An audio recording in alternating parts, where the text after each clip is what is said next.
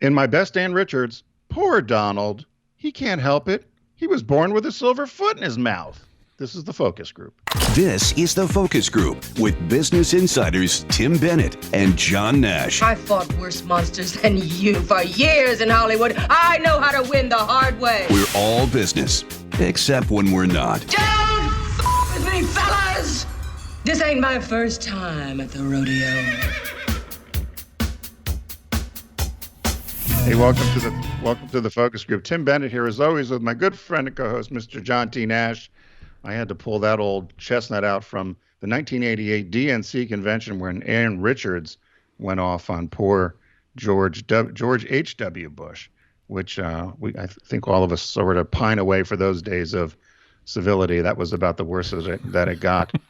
But hey, we have to be a little careful. We have to be careful because of how YouTube operates. It's the event, and it's Pennsylvania Avenue, and it's the occupant. Those are the code words for what we're talking about. Yeah, I know. There's things further on where we'll talk about the event. So what I end up doing is fighting with Mumbai, somebody on a phone or through email to get us put back up and say we're a talk show, because we do get criticism from our listeners saying, why don't you mention the names or mention the actual event or whatever? But for whatever reason, we get pulled down with either election chatter or I think it's advertising or something. It's kind of weird, right? Yeah, it's really quite weird. So what a crazy start of the week, huh, Mr. Nash? Crazy end to a week. Crazy weekend. The coverage was wall to wall. I got really tired of it really quick because I'm going to just be frank. I really didn't care. I didn't want to know about the progress. I don't wish anybody ill, but I certainly wished for a longer recovery. Oh no, I wish them ill. I don't want anybody to die. I said this on our podcast, which is TFG Unbuttoned on Tuesday. I don't want anybody to die, but I would like them to be sick for quite a while, because it just is. I think you talked about Schadenfreude, right? Schadenfreude. Schadenfreude, and the fact that for many months there was discussions about whether people should wear masks or not, and in fact, maybe science was correct. All along, a little piece of cloth with two strings. Go figure. Go figure. It's kind of like someone once said years ago. I read this great article about World Health, and a woman, a physician that was working over like Doctors Without Borders, she said, who would have thought that a 25-cent bar of soap would be the most effective medication on the planet? Cleaning your hands, right? So here we have a cloth with two strings and a 25-cent bar of soap. I don't know. Have you bought hand sanitizer? We have enough of it to last forever. So Bob's sister found a Caswell and Massey, if I'm pronouncing Macy or Massey. Oh, that's fancy. She sent us bottles of it, and it I used it first at Bob's mom's, and it came out, and and she said, wait for it, and I'm rubbing my hands, and suddenly this alcohol, whoosh, you're like, whoa, I'm sure and then it settled into some kind of verbena, verbena. I forget the name of this, the plant or the scent. Yeah, we have a lot of it, but I think we all know. Well, you went right. You went right where I was going with the alcohol. The alcohol smell. So I was in the car and I'd bought some that a brewery had done, and it was so strong, the scent of alcohol, almost like it was kind of a vodka gin smell or something, that I thought, man, if you got pulled over now, if you had a couple of drinks at dinner, you get pulled over. That's the hand sanitizer, because the I bet you could get away with that, right? Yeah, so fall's arrived, and at the end of last week, we were having dinner, and Bob just said to me, he goes, "Is this the October surprise? Could this be are we going to get more surprises in the next 4 weeks? What do you think?" I would bet that there's more surprises coming. You think so? I still think he's going to rig something, that there's some sort of miracle cure or some sort of vaccine coming. And but you mentioned also earlier on our podcast earlier this week, if you're undecided right now, you're not paying attention. And so you need to have made your mind up whether you're voting for one side or the other. And if you haven't made your mind up, I don't know what you're waiting for to decide, because you could support the president, you could not. You could support Biden, you could not. But I don't know how you could not have your mind made up at this point. Yeah, Do you know it's anyone true. that's still undecided? Nope. I know. No, I don't know any undecided voters personally. I can't believe that. It's pretty. People are A or B. I'm going Right. this way or That's that way. right. And you said that perfectly. Perfectly. It's A or B. Hey, many of you know that Fiverr's been with us for some time now. It's one of our favorite places to find freelance work. Actually, John and I have been using Fiverr to help redesign our website for a consulting business.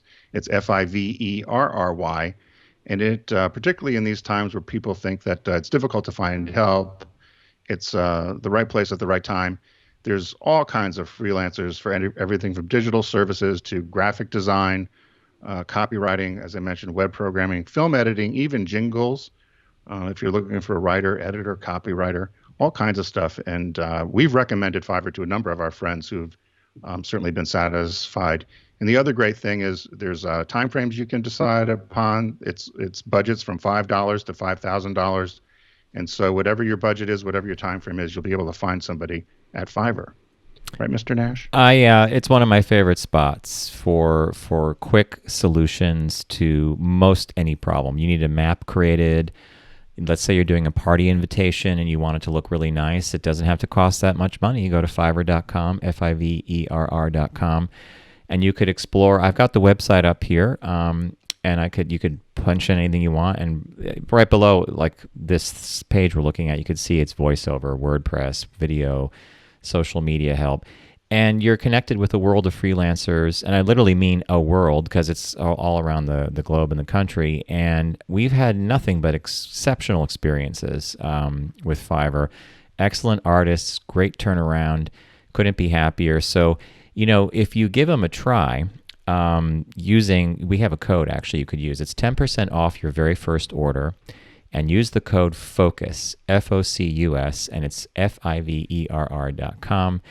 So check out Fiverr.com and receive 10% off your first order by using our code FOCUS, as I said earlier, and find all the digital services you need in one place at Fiverr.com. Code is FOCUS. Again, that's Fiverr.com, and the code is FOCUS. You'll get 10% off, and I trust you're going to have a great experience, and let us know how it works out if you use Fiverr. Cool. So what caught your eye this week, Mr. Nash? Oh, what didn't catch my eye this week? What caught your eye? Here's what Tim and John found. So, okay.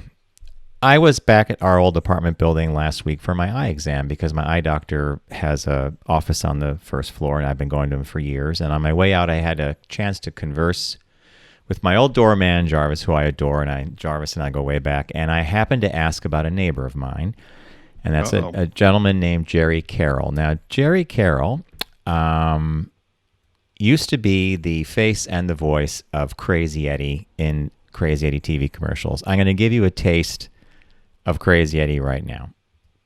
It's a Crazy Eddie blowout blitz! Crazy Eddie's not playing with a full deck because he's practically giving away TVs, VCRs, microwave ovens, stereo rack systems, video camcorders, anything and everything in home entertainment, and lots of home appliances too. Remember, we are not undersold, we will not be undersold, we cannot be undersold, and we mean it. It's a Crazy Eddie blowout blitz, and Crazy Eddie's going nuts with his lowest sale prices ever. See Crazy Eddie now, his blowout blitz sale prices are insane!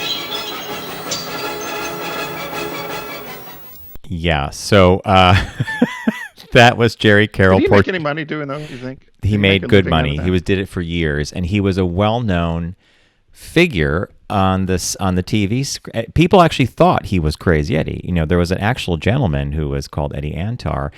But my doorman said, I said, how are Jerry and his wife Andrew doing? And he said, oh, John, he goes, Jerry passed away about 2 or 3 weeks ago. I searched for an obituary. I mentioned it to you, Tim. We both looked around.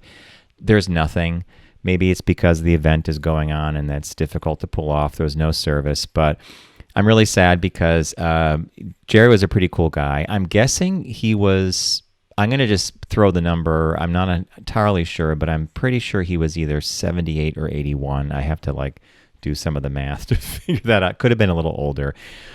But I did find an article in the New York Times about him, and it was really more about the guy that plays Eddie Antar, who had passed away. He was 68. His name, who was in fact Crazy Eddie. But it says here, Jerry Carroll, appeared in more than 7,500 commercials and radio and television spots that were sly attention getters. He dressed as Santa in winter and again in the summer after Mr. Antar dreamed up Christmas in August.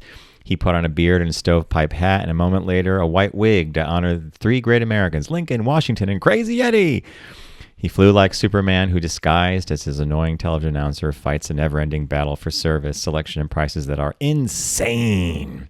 So that's how Jerry would end every commercial. He began life as a DJ, Dr. Jerry, prescribing your rock and roll. He was a WPIX FM DJ, and that's how Mr. Antar, who owned Crazy Eddie's, heard of him. He heard him reading live copy one day and then got back to him and said, hey, I want you to really portray Crazy Eddie. And at the end of this article, someone said, is there a secret to insane? How many A's do you put in that? And Mr. Carroll said, insane might have been written out more or less that way from the beginning. So how many A's are in insane? It depended on the commercial. So if it was they were running out of time, it was insane. If they had a couple extra seconds, insane.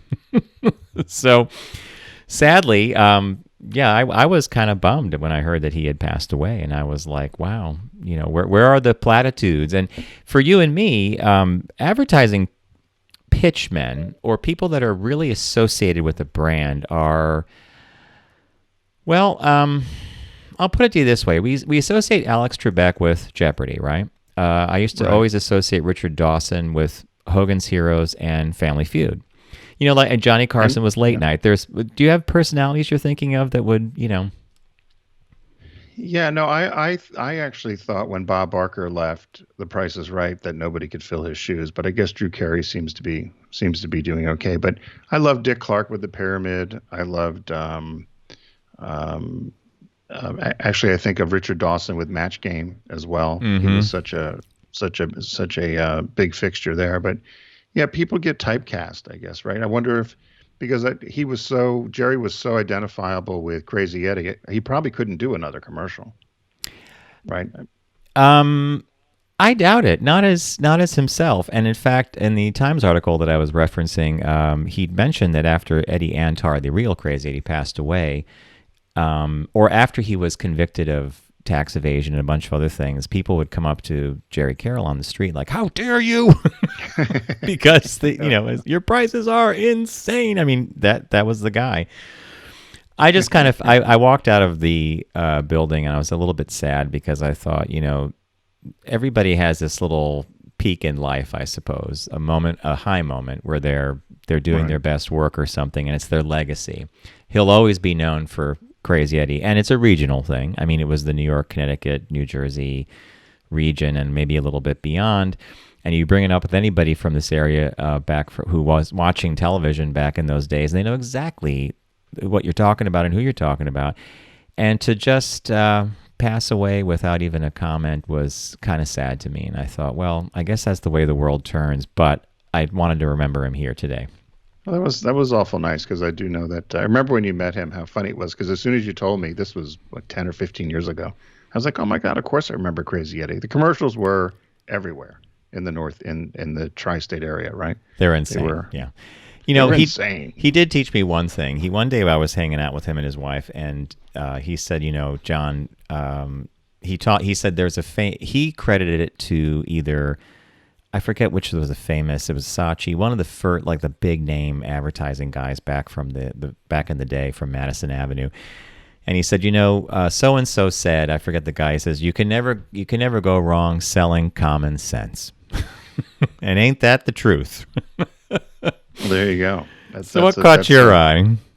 So this caught my eye. I read this in the Philadelphia Inquirer, and it was about a woman in rural Pennsylvania that was having her Biden lawn sign stolen. And the reason it caught my eye was because I've been down in Delaware, and it's happening here too. A lot of people's signs for Biden have been stolen out of people's yards. And of course, Biden has a summer home here. And so you would think people would be more pro-Biden, but people are going around stealing the signs. So I saw this, and this woman had a particular way of taking care of it. So she lives in Blair Township, which is near Altoona, which is in western PA. You remember James Carville always said that Pennsylvania was Pittsburgh and Philadelphia with Alabama in the middle. or a lot of Pennsyltucky. Pennsylvania people will call it Pennsyltucky. But so in this particular area where she lived in 2016, 73% of the vote went to Trump. And so she was one of the lone Hillary supporters then. But so she had put her Biden sign out. The Biden sign got stolen. She put another one out. It got taken away. She thought of getting a flag because she thought it'd be closer to the house so somebody wouldn't steal it. But then her husband came up with the idea and said, we want to replace the garage door, but before we do it, why don't we just paint a huge sign on that? So everybody Can't steal the garage door, can't right? steal the garage door. So it's 16 foot by 8 foot panel, huge, huge garage door. It says Biden Harris on it. She said she's getting some people that go by and beep the horns. Some people stop and say thank you. She said majority of the people have been somewhat positive. She said, though, one woman just went by the other day on a motorcycle, gave her the finger. And but she said that she's sticking to it because she sees Trump signs everywhere. She thinks that the Biden supporters right now in that part of PA are kind of the silent majority. And one of the Democrat committee people had said that they've seen they've given out over 700 lawn signs, and about 100 of them have been stolen, which they didn't think was too bad. But they're expecting that this go around has been a lot more. There's been a lot more support for Biden in this part of the country, and everybody knows that Pennsylvania is a swing state. That they said that certainly there's been more support for Biden than there had been for Hillary in 2016. So people are feeling good about it. But I was wondering. By the way, back to one of these things just overall about people stealing things out of people's yards. You might not like the candidate, but why would you take the sign? it's your right to have a yard sign up. Now, I started with the picture of her in front of the garage door, and now I'm showing another sign that says "Rural, not stupid." Biden Right. 2020. Yeah, so that's the sign that the Democratic council people or the committee people in those counties are giving out. They're like, we may be rural, but we're not stupid. And they said we often get labeled as rednecks and hicks in this part of the state. But they said there certainly is what they call what they feel is a silent majority. They said they felt the Trump supporters are a bit more vocal and boisterous. But we'll see. We'll see in a few weeks, right?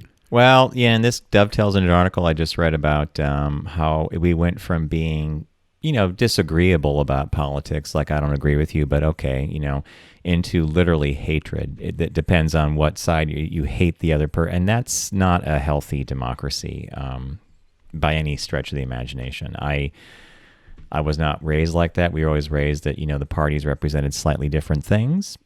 And from a local point of view, right? I mean, if you're local elections, like sometimes it's hard to tell who's a Dem and who's a Republican, right? Because Right. it's about paving the town road or whatever. But it's somehow turned into this referendum on it's basically you're with us or you're against us, which I find to be, a little bit disheartening. So, Right.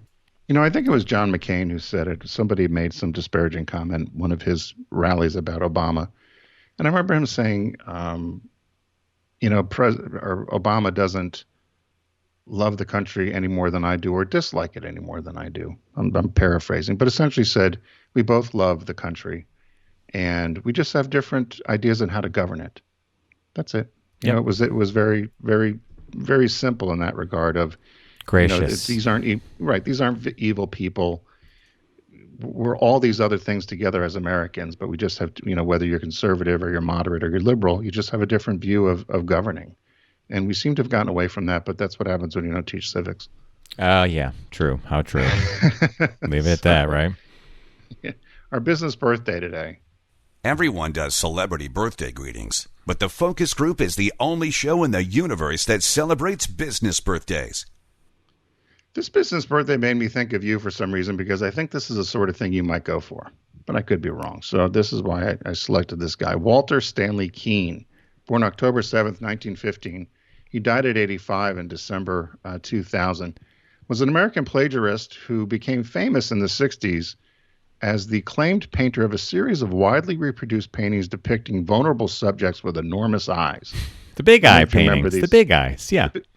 The big eyes. So Keene, he was a worldwide celebrity and a talk show fixture, they said, in the 50s and 60s because he pioneered the mass production of prints of big-eyed kids and used his marketing savvy to sell them cheaply in hardware stores and gas stations across the country, made millions of dollars. And so he claimed to be the artist. And but in fact, it was his wife who was shy, who would paint these things in the basement, and he would just attach his name to them at the bottom. And so the wife would generate these pictures in the basement, but he was the face of these. So he would go do all these interviews, talk to people, Life magazine articles, and he said the pictures were depictions of the innocent European children of World War II. And in fact, the United Nations bought one of the pieces. It's in their permanent collection. He was noted as one of the most controversial, most successful painters in the world at that time. The artworks were owned by celebrities, hanging in a number of permanent collections. And as I said, it earned millions. But he and the wife divorced. He'd been divorced 3 or 4 times. So he and his wife divorced. And she was on she had gone on the radio and said that she, in fact, was the one who painted all these pictures and he was a fraud. So he went to sue her, and she countersued. And this was in 1986. They ended up in I think it was a 4-week trial. And the judge couldn't decide whether he painted him or she painted him. So the judge said, I want you to paint a painting right now here in the courtroom in front of everybody, in front of the jury. So he said no. Walter said no. He had a sore shoulder. And she painted one of these things in like 53 minutes, they said, and she was awarded damages of $4 million.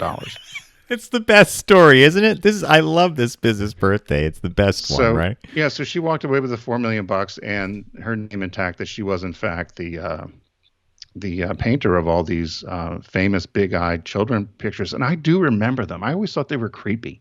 Do you remember those? Do you remember seeing these things that you could see them in the hardware stores hanging all over the place? Oh, not to my liking at all. But this is right up there, in my opinion, with the velvet black light paintings, the Elvis, yes, the flying horse, whatever it may be. But this is a good one.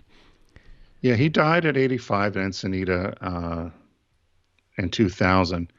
Before then, he was involved in an awful lot of crazy stuff. He also had a company where he sold high-end puppets, which I also thought you would like. High-end puppets? High-end puppets was something called Susie Keene's Puppetines, and they would teach children to speak French through puppets. It sounds like, who comes up with this, right? And what happened was he ended up going to some fair and ran into this woman doing these charcoal sketches, and that's who was doing the big eye. Ended up having her do the big eye paintings. So he divorced the other wife, got rid of the French puppets, and went into big eye paintings. Big eye paintings, and made millions. God bless him. So happy birthday to Walter Stanley Keene. Nicely done. I wonder if you could find any of them. I'm sure you can. Oh, yeah. They've got to be around. And unless, of course, they're now such a collector's item that they're worth more than you would be willing to pay for a big-eyed painting, as opposed to when it came out to a Texaco station years ago. Texaco station, exactly. So, hey, many of you know that Deep Discount's a friend of ours here in the Focus Group. And be sure to go to focusgroupradio.com and click on the Deep Discount logo. Start shopping away. We'd like you to go through our site because we get credit for that. There's always some great sales going on. This week, there's a biography sale going on. And I actually, there were a lot of things. I love biographies and I love reading biographies. So for me, this category was great. So, Mr. Nash, what did you pick so this week? you actually picked the category, and I knew the minute I saw your note to me that Deep Discount this week we were going to be discussing biographical film sale, and I thought this is such a Tim thing because you love biographical films. I agree with you. There was a lot to choose from, and so I settled, though, on one thing that I think is definitely a must-see, and it's called I, Tonya. And it's about Tonya Harding. Here's the description. Yes. By the early 90s, physical prowess more than technical grace had pushed ice skater Tonya Harding, played by Margot Robbie, through a hard scrabble upbringing by a flinty mother, Oscar winner Allison Janney, who is fantastic in the role, and into the upper ranks of global competition. However, the cockeyed plan of her husband, Sebastian Stan, to hobble rival Nancy Kerrigan during the run-up to the 1994 Olympics would steer her career and life into tabloid fodder. Darkly comic examination of an heir's strangest sports story also stars Bobby Cannavale and Julianne Nicholson. Do you remember this at all? Did you happen to catch it? I do, and I remember you saying that you were shocked when you saw it. You did watch it, and you said how great it was. We enjoyed it. And Margot Robbie and Allison Janney in particular give incredible performances. So I highly recommend I, Tonya. So mine is this is one of these weird coincidences. So there was a couple I was going to pick, and then I couldn't believe my eyes. So the Literally. movie was Big Eyes, which was our business birthday with Walter Keane. So this is actually a movie that Tim Burton did, um, and it takes him through. It takes Walter Keane and his wife Margaret through this whole debacle of them creating these paintings, her painting in the basement, him being the front face of this, all the way up to the point where they're in the courtroom and they both have to paint a picture, and the judge decides that she is in fact the artist and gets the $4 million. So I just thought it was so funny. I thought I've got to pick this. Big Eyes came out in 2014. It actually won a Golden Globe, and you can get it either on DVD or Blu-ray. And for $12.79 on Blu-ray or $9.73 on DVD. But I've not seen it. And Tim Burton. I'm Tim Burton is the director. surprised. Have you seen it? Yeah, we loved it. You're going to like it a lot. Tim Burton did a great job. Amy Adams stars as his wife. And what was the guy again? The business birthday guy is played by Christopher Waltz. Jason Schwartzman is also in the movie. It's a good film, and it actually delves into the relationship and how he manipulated all this. And once she started getting a sense of, that he was putting his name on everything, it was weird. They had some scenes where there was a gallery opening, for example, and he's talking about his inspiration, and she's just standing there staring at him, realizing he's just such a bald-faced liar. I recommend it. How did you see this? Did you see it in the theater? No, we had it. We saw it on. I think we saw it on either.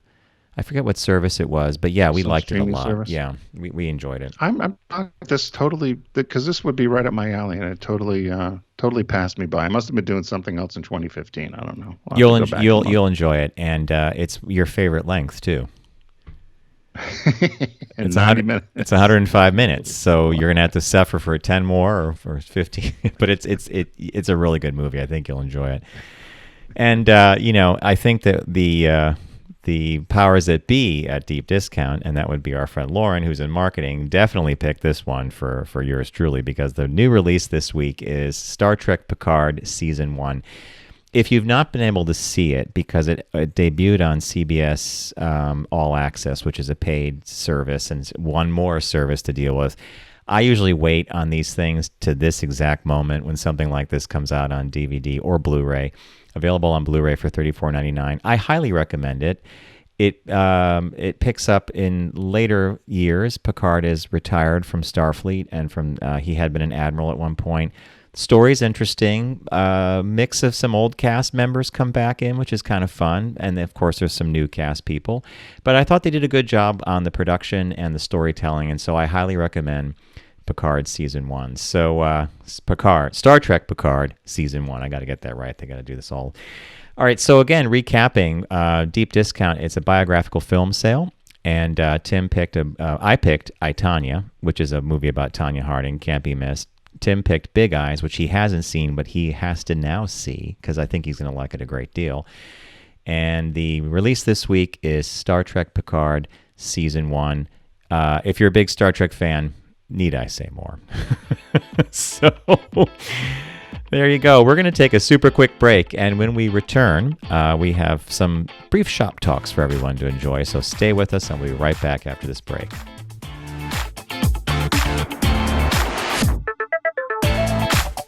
You're listening to The Focus Group with Tim and John. Learn more at focusgroupradio.com.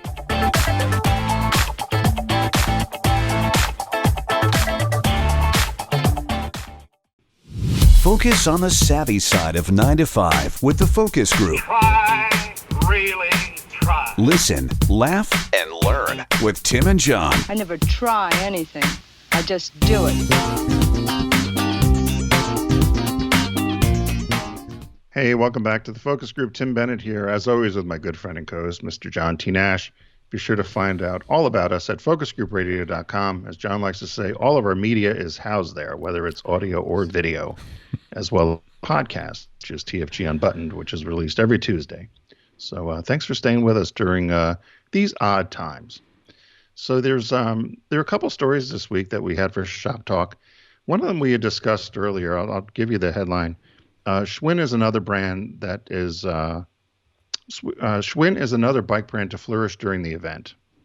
So we had talked about bike sales and how bike sales have gone through the roof as people have been changing their habits, particularly with commuting and or just being home. And so Schwinn, of course, a very popular brand. I think we all had as a kid, you wanted to have a Schwinn bike.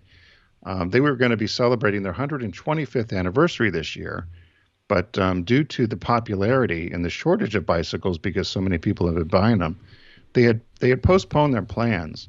And so for me, as I was going through this whole story, and they talked about how many people are now using bikes instead of public transportation or using bikes for errands and so forth, the one marketing piece to me that I was surprised about was that when they talked about the fact that they've decided to postpone their 125th anniversary celebration because they felt they didn't want people to go to a website or go search for bikes and not be able to find them because of the shortage.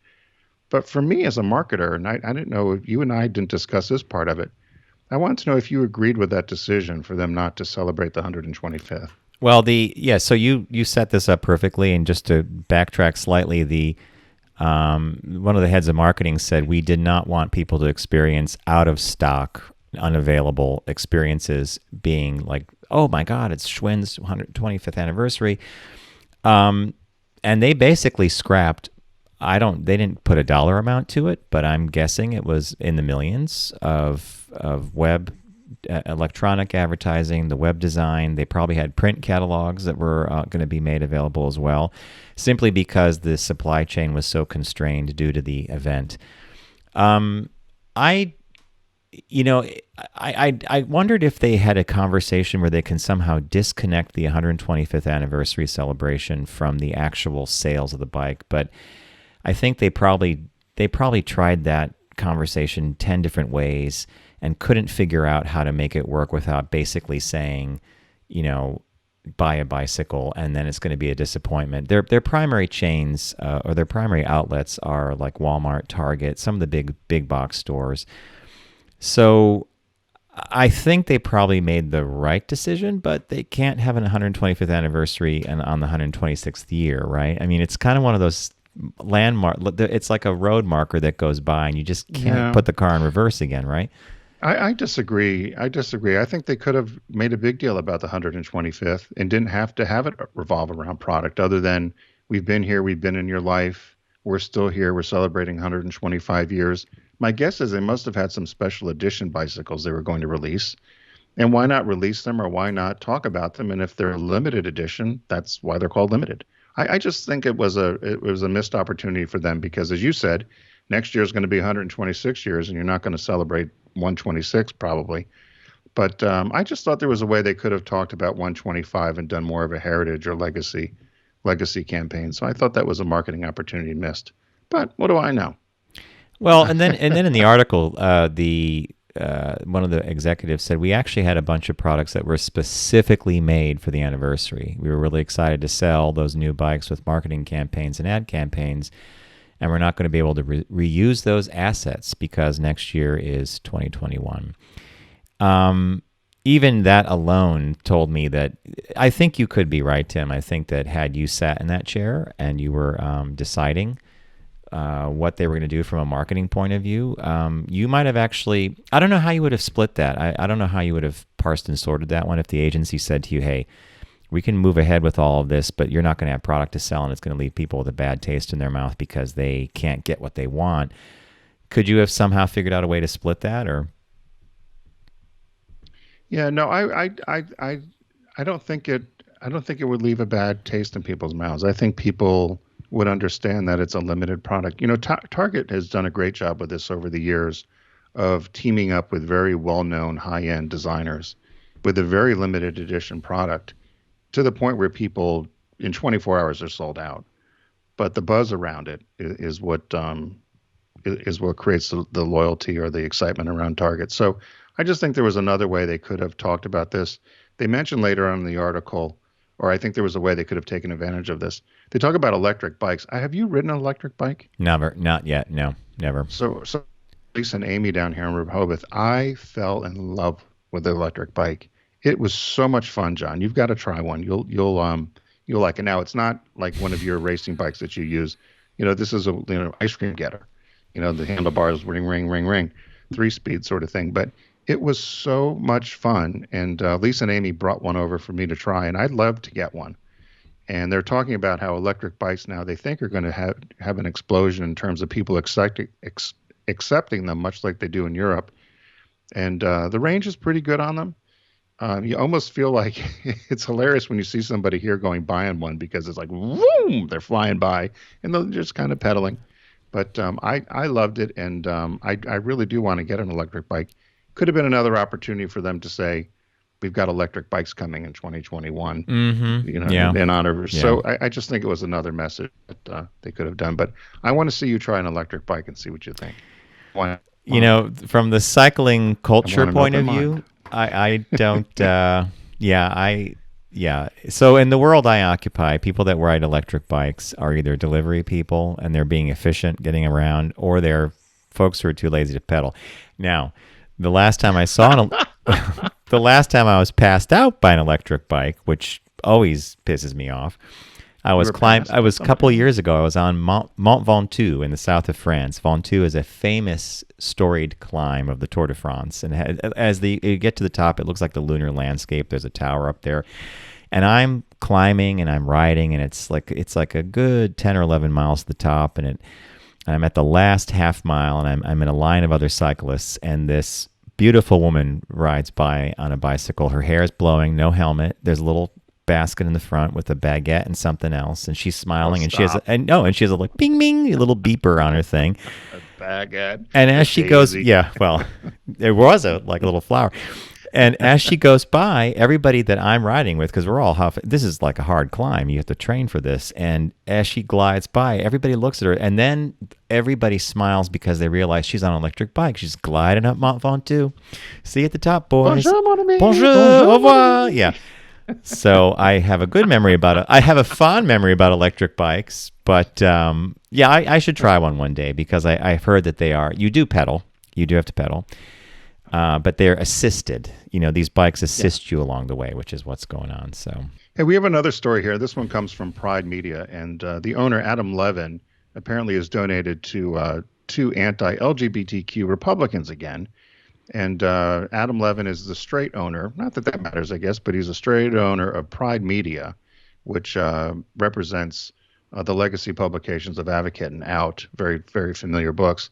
And in 2018, he made a pledge that he would not donate to anti-LGBTQ politicians. But there's a website called Open Secrets, and in fact, they find out that he did just donate $2,800 to Senator North Carolina Tillis and the senator from Montana Daines, who both have very well documented anti-LGBTQ records.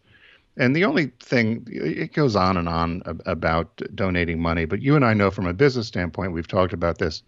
If you're a large business, whether you're pharma or oil or whatever, consumer goods, you usually you hedge your bets, right? You don't know who's going to win the election. You give money to both parties. This case, though, this is very different. This isn't Campbell Soup hedging their bet. It's actually a media that's tailored and that's supportive of the gay community or the LGBTQ community. And I just think it's short-sighted on his part to do this. I don't know what your thoughts were on this. I felt the same way you did. A major corporation often gives to both parties because you never know who's going to win, right? So you hedge your bets, as you said. This, though, to be the owner and the publisher of highly specialized LGBTQ media, you would think that if you're reading these books or checking out their websites, that they are in fact supportive of your community, and that means politically as well. I just think it reflects badly on them, and it's kind of craven in a way. It's like, well, it's business. I'll do what I want to do, and I'm not really going to care about because he publishes other titles as well. I just think it's. I agree with you. It's short-sighted, a bit craven, and I'm hoping that the community says a little bit more. But now I'm going to just say something that might not even be cool. But are the books even relevant anymore? You know what? That was the question I was just going to ask you. Oh, okay. I don't subscribe to them. But I do think it's important to have a viable gay press, don't you? I think agree. We all agree. I agree. We agree with that. But these books, to me, lost me a while ago. And they made people like me or that looked like me invisible. I think they made me feel invisible. Mm-hmm. So I stopped reading them because I never saw myself in the publications. I wasn't some forward fashion person, or I just never saw them depict people that were. I didn't see them depict the full spectrum of the LGBTQ community. It just seemed to be very directed toward either travel or towards fashion. And not just I think any old travel to really exotic places, and fashion, not just kind of fashion, but high fashion. It was Prada, it was Gucci. Some 28-inch flat belly that's wearing some little snap Prada pant. That my days, I didn't wear that in 5th grade. So So I'm with you on that. The books kind of made me. I always felt they made me feel like I was invisible to the community. So I've stopped subscribing, stopped reading them. But I still consume. I still go to a number of websites to get information that's LGBTQ specific, of course. But this story, though, we bring it up because it seems to be an ongoing issue here. And of course, they had their own issues with allegedly not paying a bunch of freelancers in the last few years as well. So it's just another knock on something that should be not a hard thing to manage, I think. Agreed. So I don't know what they're going to do from a PR standpoint. It's just another bad business story, or bad business individuals behaving what I think is badly or inconsistent with the product or the message or the brand.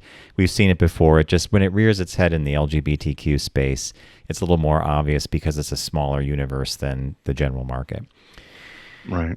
All right, folks, we're going to wrap it up for today. We hope you enjoyed the show. We know you did, and we want you to go to focusgroupradio.com in case you miss any of our media, and you could check out Unbuttoned there as well, our Tuesday podcast, as well as our partner, Deep Discount. There's a shark logo. I used to do Sharky the Shark. I'm giving him a break for a while. Some listeners are like, you got to give Sharky a break. Okay, I hear you.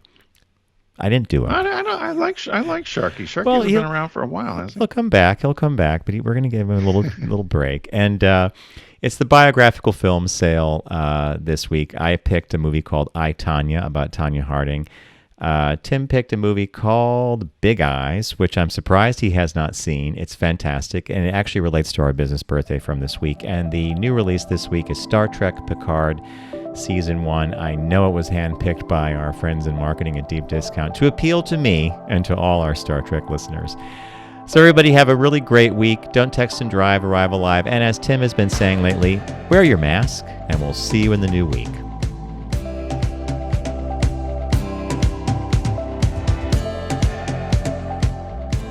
It's The Focus Group with Tim Bennett and John Nash. Accessible on all platforms. Subscribe, like, and rate us on your platform of choice. Learn more at focusgroupradio.com. That was a stunning focus group.